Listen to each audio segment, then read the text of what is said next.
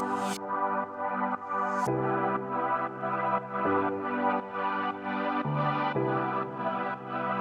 I'm Katie Palenchar with Thesis Group. I'm an investor and the venture studio lead with the Female Innovators Lab in partnership with Barclays. Today on the top five, we have Jules Miller. Jules is an investor, three-time entrepreneur, corporate executive, intrapreneur, and author. She is the partner and US lead for Mindset Ventures, investing in seed through Series B enterprise startups. She's also a colleague and dear friend, so super excited to have her here today. Thanks for having me, Katie. Looking forward to it. Yeah, let's do it. So today's top five is a bit of rapid fire, a lot of information to get in. Our goal is that if you are new to venture capital, you leave today with a better understanding of the underpinnings and the fundamentals of how venture works. So let's just do a quick run through of today's top five. We're going to go through what is venture capital, what type of business is a fit for VC, what an investment thesis is, where does the money come from for the investments that venture capitalists make, and how do VCs make money?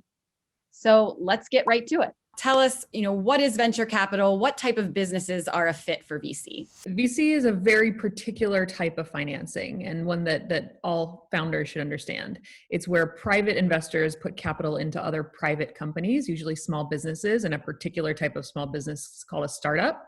And it's really high risk. So we're not investing in traditional, retail stores or anything like that. It's specifically to a company that probably can't get funding from a bank or any other more traditional institution. So the venture capitalists provide that very high risk capital, but also expect high returns in the end. The type of investment is also very different. So we're not just giving you capital that we expect to be paid back with an interest rate. We're investing in equity, meaning we are going to be part owners of the company with you. So you'll give us a percentage of the company, ranging for each round of funding you take, usually somewhere between 10 and 30% of the company will be no longer yours. It will be part owned by your investors, in which case it aligns incentives and you're in it together. VC has been glorified and can be sexy, but it doesn't mean that it's necessarily a fit for every single type of business. And you can build an amazing business with or without VC. But I love that the name of the game is growth. And if you have that type of business that is a high trajectory for growth, venture capital may be a fit.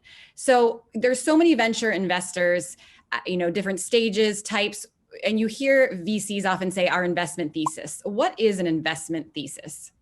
The investment thesis is really important for VCs, and it's basically the type of companies that we invest in. So it rules what we can and can't invest. And we are not independent investors. We can't do whatever we want. Usually we have investors who invest in our fund as well. And so we have to stick to what we say we're going to invest in for the most part, which is usually just the parameters, is our strategy, right? It's the parameters of what we invest in. It's not just about like checking the box. Okay, I'm going to go after these investors because they invest in this, but it's really because where they can also provide, additional support, help, mentorship around that subject matter expertise and how they've built their venture team around that as well.